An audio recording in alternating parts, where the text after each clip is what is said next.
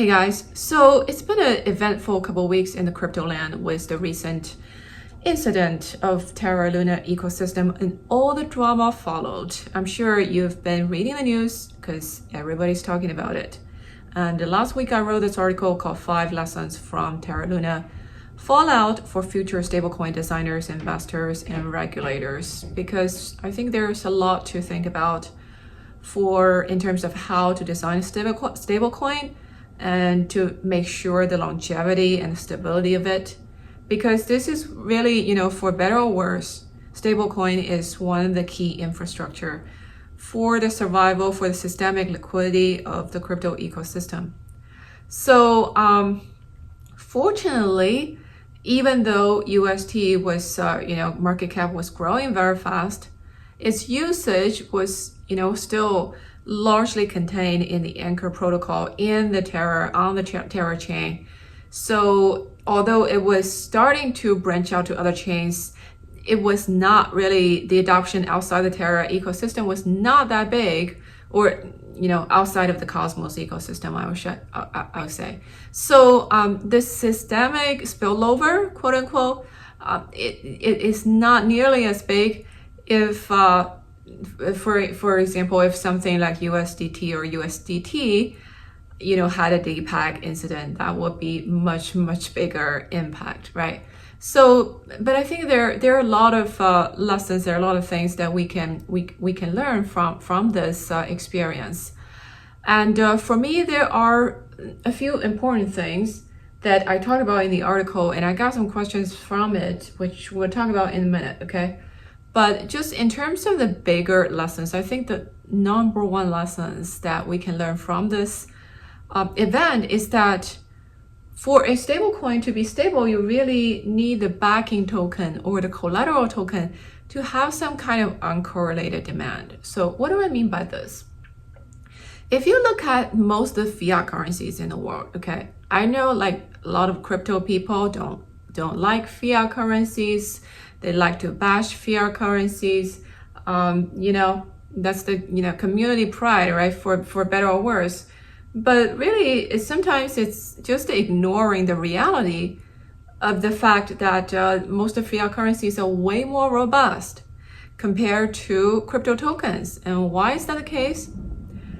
The primary reason is because these tokens, these fiat tokens, they are actually used as medium of exchange and a unit of account in their respective economic ecosystem in the physical economy, right?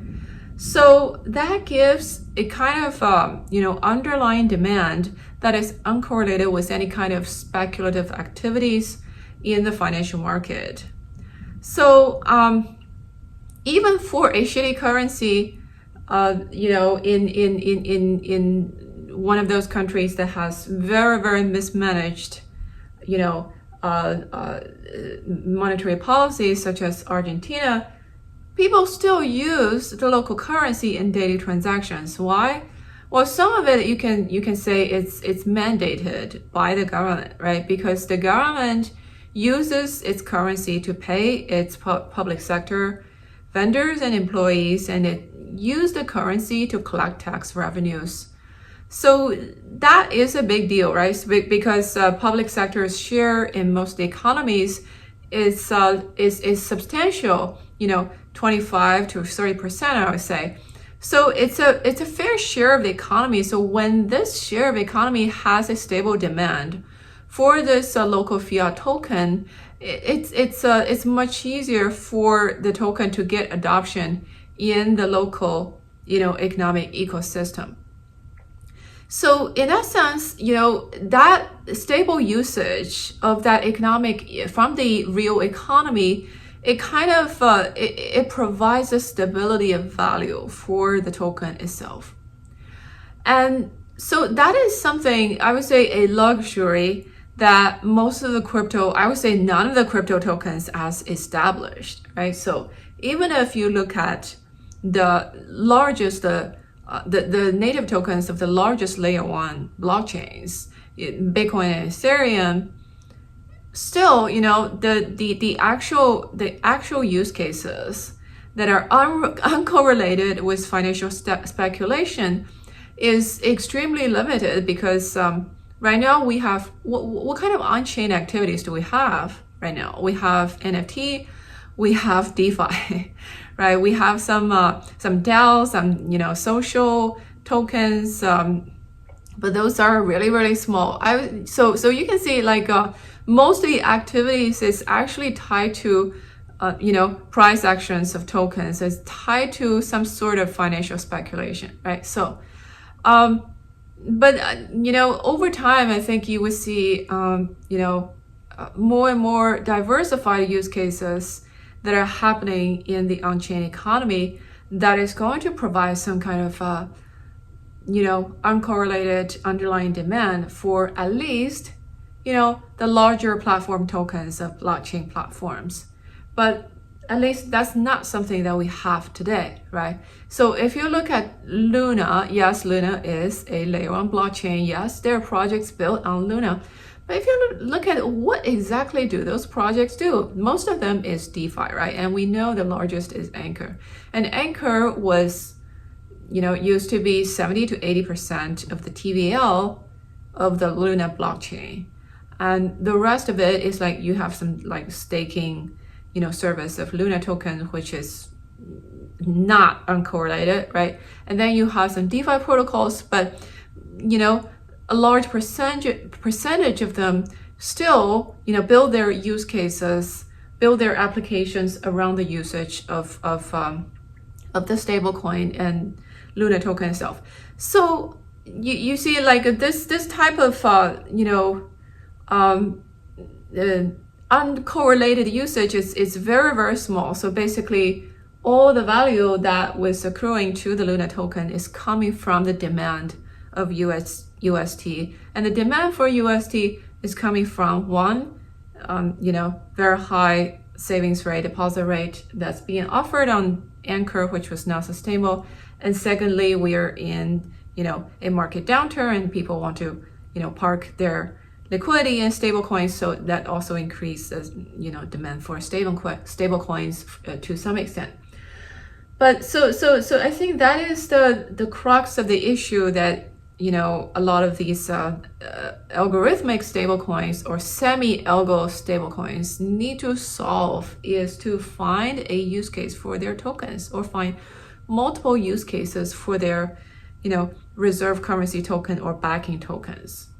And the second thing I mentioned is that this concept of network effect, okay, is a lot of times it's kind of misguided concept. I think it's actually really, it's being abused a lot in the venture capital circles and in tech investment circles, because it's kind of this holy grail thing and everybody wants to build. You want this project that you invest in, the company you invest in, to have the so-called network effect, because that is associated with a monopoly advantage, a sustainable cost advantage, and a kind of a sticky demand for your product compared to your competitors. So basically, network effect is like a very strong moat, a very strong competitive advantage that every project was seeking, right?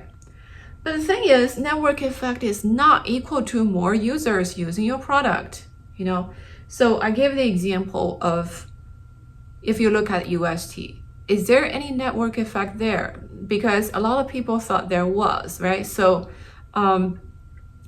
I know like many people in the Luna ecosystem was saying, oh, look at how many people have been using UST and there's so much adoption growth of UST, so it must have some network effect.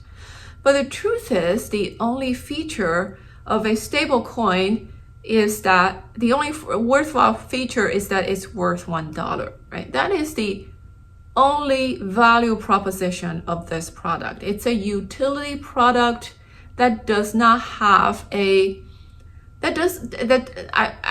would say it doesn't really have a network of its own, because as soon as you lose that feature, as long as you deviate from $1, you lose that feature, and then all the adoption that you build up is gone. It's you know, that it's pretty much game over as, you know, as soon as you lose that peg, and if you cannot get that peg back, right? No matter how big of a user base that you have. But what's really needed, what really needs network effect is actually the underlying collateral token or the you know, backing token that is supporting the value or stabilizing the value of the stablecoin itself. In other words, in the Luna's case, in Terra Luna's case, it's the Luna token, right? But Luna token didn't have sufficient network effect, as we already talked about. And this was like, you know, obviously, you know, I'm sure people in the Luna, you know, ecosystem, they realized this too.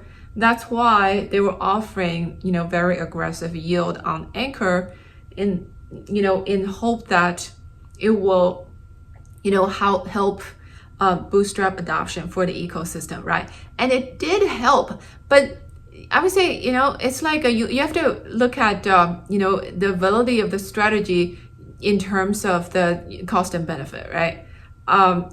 They're offering, you know, such a high yield, but mostly it's driving the adoption, driving the usage of UST. But as we talked about, there's no really network effect for a stablecoin per se. And it was also, you know, obviously attracting builders and developers into the Terra Luna ecosystem, but that was, you know, only starting to happen. It was like happening at a much slower rate compared to the growth of UST, right? So, so eventually, this this growth pattern is just not, you know, entirely sustainable. But, you know, to be honest, this happened, you know, faster than I thought would be. I thought the thing could keep going for a while before something like this happened. But, you know, it just shows how bad all of us are in predicting the future. So, so that's the network effect. And the fourth thing, and I mentioned in the article, is that it really, when a protocol that is of like a systemic importance, when a product like a stablecoin, which is really a key infrastructure of the crypto ecosystem, right? When it gets so big, when it's being adopted everywhere, it introduces a lot of systemic risk. So if this thing collapses, it will affect a lot of, you know, different players throughout the ecosystem. And so, you know, I think we should all be thankful that UST was actually pretty contained in the Cosmos and the Terra, you know, ecosystem.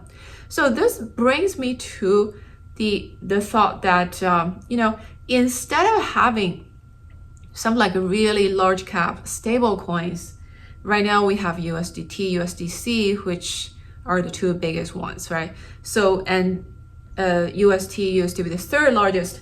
But you see, I think the system, the ecosystem will be safer, will be more resilient as a whole if we have 10 to 20 medium-sized stable coins instead of having, you know, under 5 really, really large stable coins. I think that it, you know, the former would be a more sustainable choice, more resilient choice to the ecosystem when you have these, you know, a decent number of different stablecoins that have different pegging mechanisms and that are supported by different collateral assets.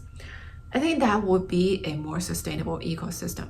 But of course, you can argue, well, that runs counter to the incentives of anybody building a stablecoin protocol, right? Because when you are building a product, any product, you want it to go big, right? Especially if you take like venture funding, if you know, did an ICO or, you know, something, you definitely want the thing to grow as big as possible, right?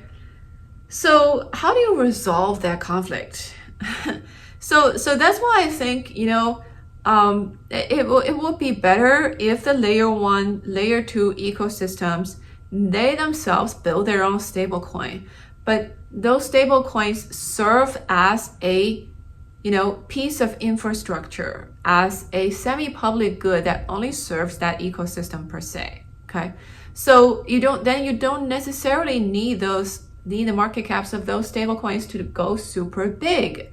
It just needs to serve the demand of that particular chain in itself, right? So I think this is something that layer 1, layer 2 public blockchains could need to think about as a public good service that they provide on chain, just like you as a layer 1, you build bridges, you build AMMs, as those are the basic requirements for a financial system to actually run on your chain, right? So newer chains like Near, they're trying to do that. So I haven't looked too much details into how the Near stablecoin is run, but I think this is one of the motivations of why they are pushing their own stablecoins, right? So it's not necessarily that they can collect so much sign-rate revenue from this stablecoin project, but it's more from the point of view that this is something that the ecosystem needs, like some basic ingredient for the on-chain financial system to function. So in that sense, smaller stablecoin protocols is better than the bigger ones, all right? And lastly, the last point I mentioned is regulatory standards. Because DeFi people don't like regulations, right? So a while ago, I joked on Twitter. I said, well, in bull market, people say, oh, regulations are evil because, look, you have regulation, you limit people's financial freedom, so on and so forth. But in bear market, everybody will complain, why didn't regulators do anything, right? So I think if we see more incidents like Terra Luna, you will hear that sentiment more and more. It's like, why were regulators sleeping on it, right? Why do regulators allow people to lose money? Obviously, in bull market, you didn't have this problem because everybody want to take on more leverage. Everybody want to, take advantage of the bull market as much as possible. So anything that is regulatory, people think it's in your way of making money or in your way of financial independence, right? So, but these things, every sentiment has its time, and things are cyclical a lot of times. So it's interesting to think about. But in terms of stablecoin per se, I really think, regulatory standards would be a blessing because it will really, improve the confidence people have in the system.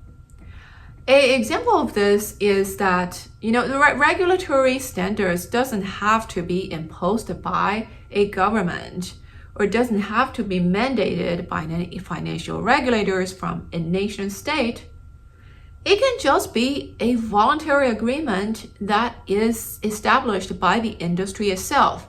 A good example of this is the Basel Agreement in international banking, right? So the Basel Agreement has a set of rules in terms of, the basic standards of, the safety measures of a well-run bank. You need to have a minimum capital ratio, liquidity ratio, leverage ratio, so on and so forth, right? So in other words, you should be judicious about the risk that you take on. And you should make sure you have enough ammunition to prevent any, potential bank runs and be able to pay back your depositors if a need arises, right? So that is the motivation, is really to improve the confidence in the banking system. And the Basel agreements, they're not really any, legally enforceable in any countries unless the country's, financial regulators make it so, right? So it's like a voluntary international standard. If you want to, comply to those standards, great. If you don't want to, well, that's your freedom as well. But the thing is, if you're a bank, then you comply to the standards, or if your country's financial regulators, you comply to the standards. It's like it boosts the confidence that your users have in your system, and also it boosts your reputation among your peers, among other banks that potentially would do business with you. So I think it's the same rationale, right? So if we have an industry standards, even if just a voluntary, for people to opt in, for projects to opt in, right? So it would be an improvement. It will be an improvement to the situation right now, which is no standard, no regulation whatsoever. Right, so that is the article. And let's look at some questions, okay? So first one from Manabash. He says, the same fate will eventually happen to USD. Luna token are synonymous to US Treasuries, which Fed manipulates to keep USD afloat. It's a massive, multi-year super cycle that is not easy to notice. Okay, this I completely disagree. And this is something that sometimes actually annoys me to a great deal. It's the level of arrogance and conceit that sometimes people in the crypto circles have about like how much more like how shitty fiat currency actually is. Like everybody wants to bash fiat currency. But I think, really, if you're being objective, okay, most of the fiat currencies in the world are way more robust to crypto tokens. And to a large extent, this is because the things that we just talked about at the beginning of this episode, okay? Because the fiat tokens, they are used as medium of change and unit account in their respective real economies. There is a real demand in commerce and trade right there that is supporting the value, supporting the price of fiat tokens. And that is something you cannot just dismiss to say, oh, this is all a Ponzi, or this is, of no significance at all, which is just plain untrue, okay? And that's just a use case, a very obvious, a very strong, powerful use case that, most of the crypto tokens, I would say none of the crypto tokens would actually, can proclaim to have, at least proclaim to have to a sufficient extent to this day, because we are still so early, right? So I think instead of saying, okay, US dollar is going to go to hell, or all fiat tokens are dead, which is just not true, okay? If you believe that's true, please send me all your fiat tokens. I would be very happy to keep them, okay? If you just so dislike your fiat tokens so much. So the thing is, rather than saying, okay, the fiat currencies don't matter, the crypto tokens really need to learn, from the fiat tokens and figure out, like study why fiats actually work, okay? Even though they're not backed by any, even though the, most of fiat currencies in the world, they're not backed by gold and silver anymore. Why are they not collapsing? Why are they not going to zero? You cannot just say, oh, they are going to zero. No, they're not. Okay? There is a reason that they are still standing, and there is a very strong reason. It's just not helpful, and it's not helping crypto to figure out the path forward if we refuse to accept that. Okay? You have to learn from your enemies, right? Let alone the fact that the fiats are not really enemies, okay, of crypto. So that's that. Did I answer this question? Maybe not. I'm sure I didn't answer that to this particular person's satisfaction. But anyway, let's move on. Next one, NT Chris. What is your view on algo stablecoins? Is it that they cannot exist, or they can but need to solve many things? So here's the thing. Bottom line, I think algo stablecoin, they can and they would work, but it may take quite a bit of trial and error, as you see with the Luna experiment. And why do I, so I'm actually, bottom line, I'm long-term quite optimistic about stablecoin that has a good economic design. So why do I say so? Why am I optimistic? Because if you look at, again, I look at what's happening in real economy, okay? Most of fiat currencies in the world, they're not backed by so-called hard assets like gold and silver, okay?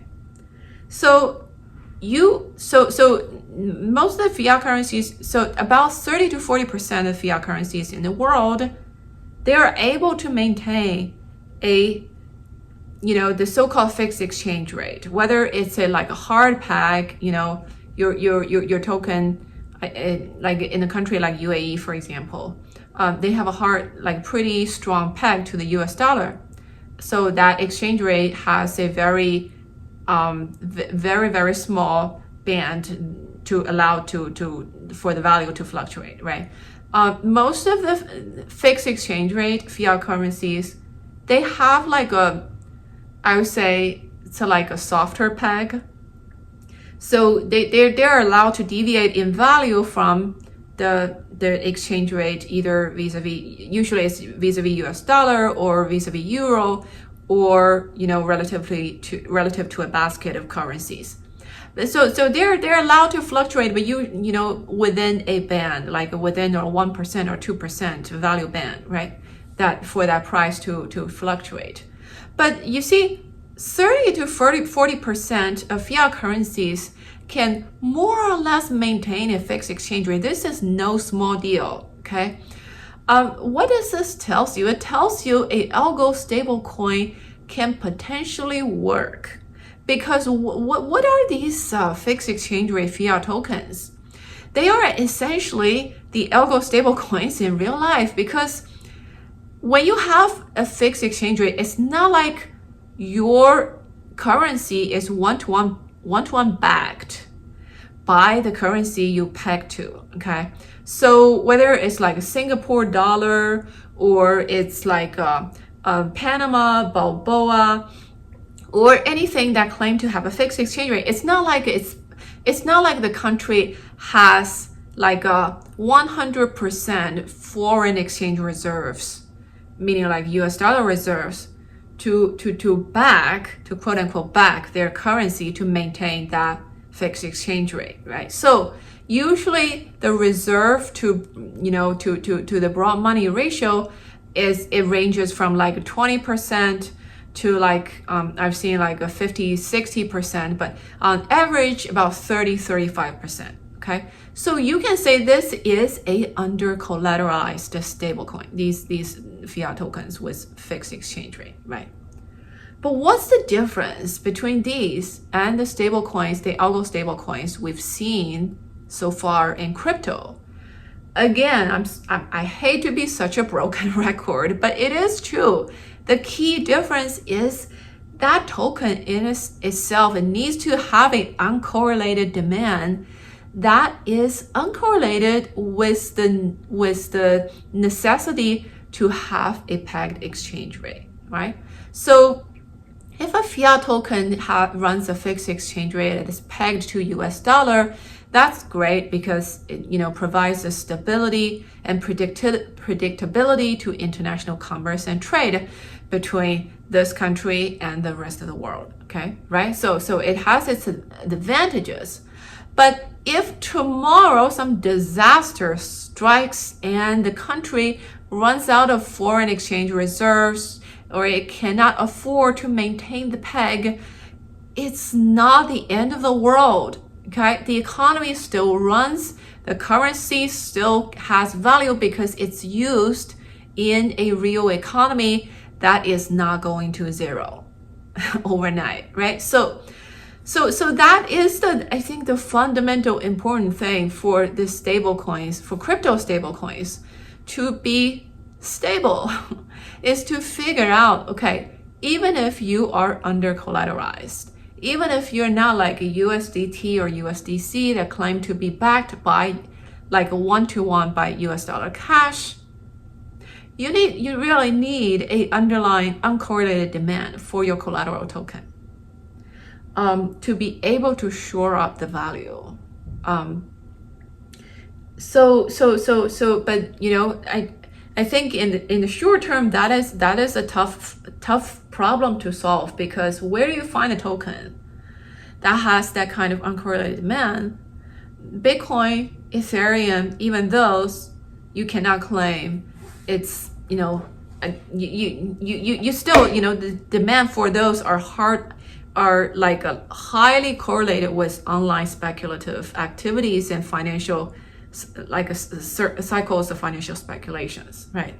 So, but we are still very early, what can I say? But, I think these things will happen over time. It won't happen overnight.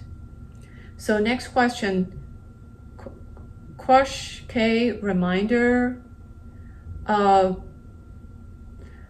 Luna was also used to secure the network, and the dApps on the ecosystem were ultra innovative and so close to start having real life use cases. Wasn't it just a matter of bad deployment, that is growing too fast, liquidity crunch, etc.? I think this person, I think you are, this person is making light of the situation. In my view, I think Luna ecosystem was still pretty far away from having any substantial network effect or quote unquote real life use cases, as we already discussed. And the rate that the UST system was expanding was just way too fast for the system to be sustainable. And keep in mind, when you're growing so fast, when your market cap is growing so fast, while you don't really have a robust way to actually support that peg, when things go downhill, it's like very hard to find people to rescue, right? Very, very hard to find a lender of last resort when you have such a huge hole to fill, essentially. So that backs, I think this goes back to my point that smaller is beautiful. When you have a smaller, market cap, it's easier to find external lender of last resort in case you need it one day. All right.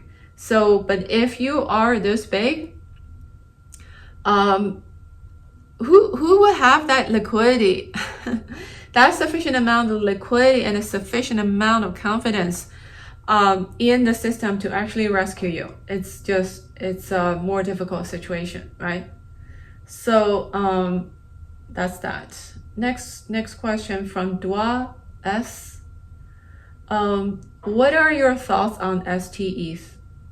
Liquid staked ETH and the systemic risk, both to STETH holders and the ETH ecosystem. So STETH is this liquid staking ETH2 token that is issued by Lido, right? Which is like the largest liquid staking service provider on Ethereum, and they were also on Luna, and they're also on Solana, I believe.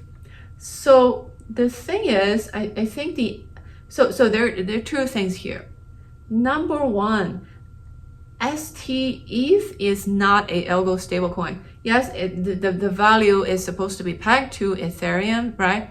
But it's not under collateralized, because you do have to exchange ETH for STETH token. So it's exactly like a deposit certificate, right? So you staked ETH, you give your ETH to Lido for staking, and they give you this deposit called a deposit certificate, just like your bank will give you in the old days to prove that you have this deposit with them.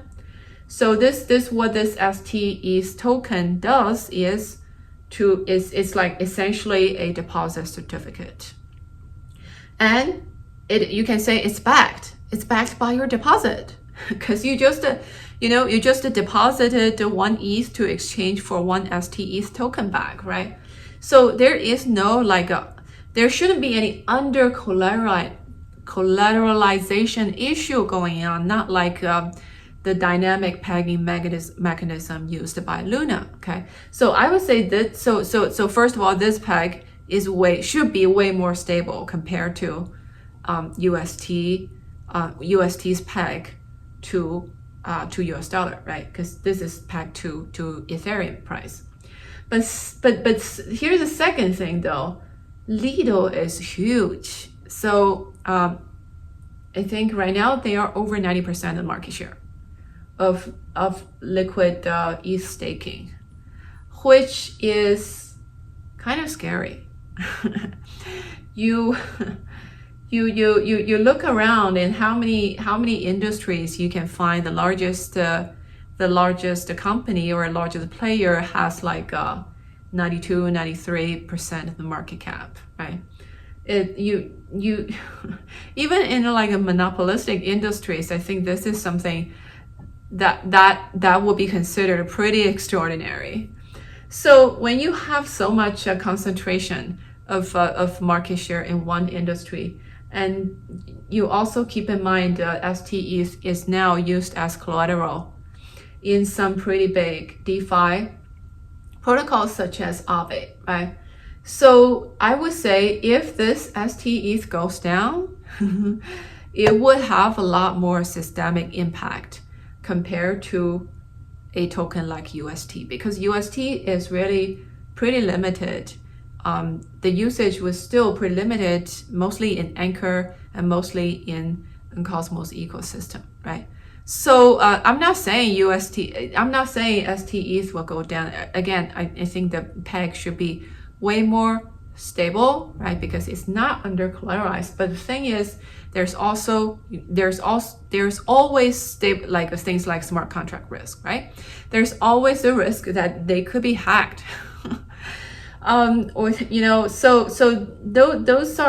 Those risks, they always exist, and they become like magnified by the fact that this protocol, it has such a big market share in the liquid staking market.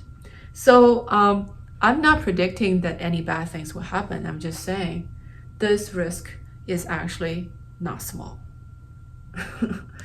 Okay, so next one, crypto NFTs. What do you think once CBDCs rolled out, will any of the stablecoins be able to compete?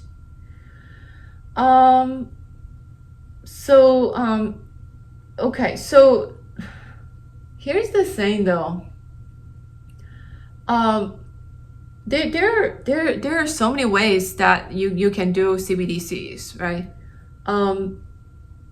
The problem is most of the central banks are not technologists. They're not in the business of running technology or running blockchains or decentralized ledgers or even databases, right? So for a central bank to issue a retail CBDC is actually a pretty big and pretty heavy lifting endeavor. If the United States decides to have a US dollar CBDC, retail CBDC today, I don't think we will see the final product rolling out until in 3 to 5 years. And even that, I feel like that's optimistic.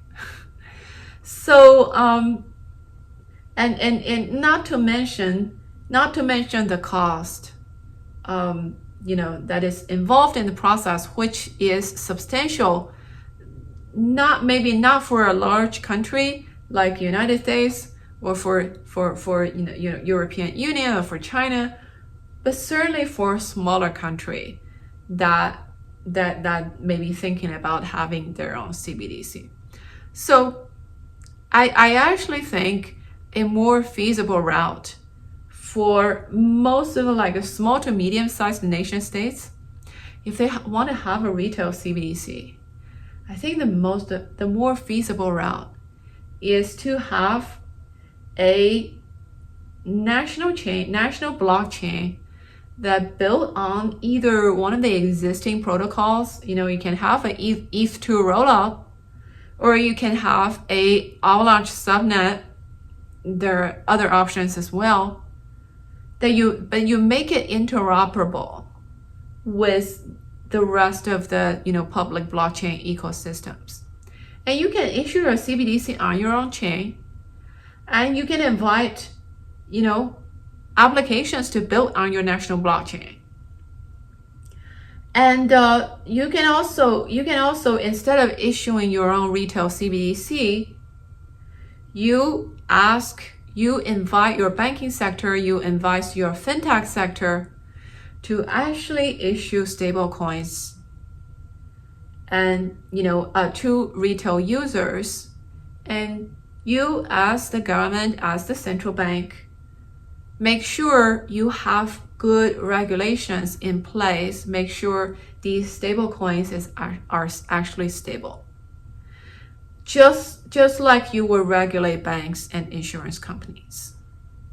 So I think that's actually the most, the last way is probably the easiest way, the fastest, the fastest speed to market for any a retail CBDC to actually happen. So I think different countries are thinking of different approaches, but to me, the smartest move may be just to let private sector do it for you, and you regulate them just like you regulate banks. Make sure there are good regulations in place and you protect your consumer interests, that's all, instead of trying to roll your own technology. So this is still, this is a area that is very much in flux right now, and different countries are thinking of different approaches. But I think at least some, they will go the private sector approach, if they're smart. So that's my view. Next question. All right, almost there. Victor F. What is the network effect of the assets that back fiat? What assets back fiat? Well, we already talked about this. Again, I'm sounding like a broken record. Network effect from real economies. You have real demand for the fiat currency coming from real world commerce and transactions and trade activities. That is the backing for fiat. Okay, so that is the most part. That is the biggest part, and also you also have so because this person, he also mentioned government IOUs, demographics, population growth. Yeah, so that's one part, the network effect from real commerce and real economies. But you also think about, what is backing fiat? It's also backed, if you for example, in the United States, when the government issues U.S. Treasuries, which is like a quasi money, right? It's not part of the money supply, but it's a very liquid asset. So what is that backed by? Well, it's backed by the government revenue. Where does the government revenue come from? It comes from the real economy, because you have certain X percentage of taxes that is mandated by law that will be collected every year from the economy. So the public sector is taking a share of the economic pie created every year by the economic ecosystem, and that is, you can probably you can argue that is one of the maybe the most stable revenues you can ever hope for from any public or private companies. Is the tax revenue. That is like the most stable revenues, most stable income that you can have. So that allows U.S. treasuries or any kind of government securities to be one of the most low risk, or at least being perceived as the one of the lowest risk tiers of any financial assets, because the revenues backing these are pretty much a sure thing in most cases, right? Okay, so last question from Takai. Not sure what network effect for the reserve asset means. In UST's case, might be Luna and BTC. For Frax, is the curve convex AMO pools? Okay, so we talked about the network effect for stablecoin. It needs to come from not the stablecoin itself, but it needs to come from the asset that's backing the stablecoin, right? So in Luna's case, it's Luna. So in Frax's case, it's the Frax share token, at least so far. So the Frax share token is involved in so-called AMOs. Basically, it's being pledged in different, like DeFi protocols, for example, in different, liquidity pools, staking pools, and in DeFi ecosystems. Obviously, it's like, better than nothing, right? Better than no use case for the Frax share at all. But are these uncorrelated demand? I don't think so. These are, definitely really correlated with on-chain speculative activities of the DeFi sector. So, I mean, it's a start. But do I think these are very strong network effect that's uncorrelated with the demand for the stablecoin itself? I don't think so. I think it's still a pretty long way there. So that it's it's a good thing that Frax model is pretty conservative, that the USDC reserve is 80% to 90%, I believe, of the Frax market cap. Okay, so this is actually, the Frax model is very similar to the fixed exchange rate of a fiat currency, because you have like a foreign reserves that in this case it's like USDC in Frax case, okay, that you can use to defend the value of your peg, but it's not like a 100% backed, right? So there is something else there. There's a reserve, variable priced reserve asset involved, which in this case is Frax share. It's basically a seigniorage share token that's collecting the value added that is being generated from this stablecoin service, right? But the difference from the most fiat currency, again, is the demand. Any kind of real world usage. I wouldn't even call it real world, just any kind of usage that's uncorrelated with the demand for the stablecoin itself. Okay, so all right, I think that's all for today. I will talk to you next time.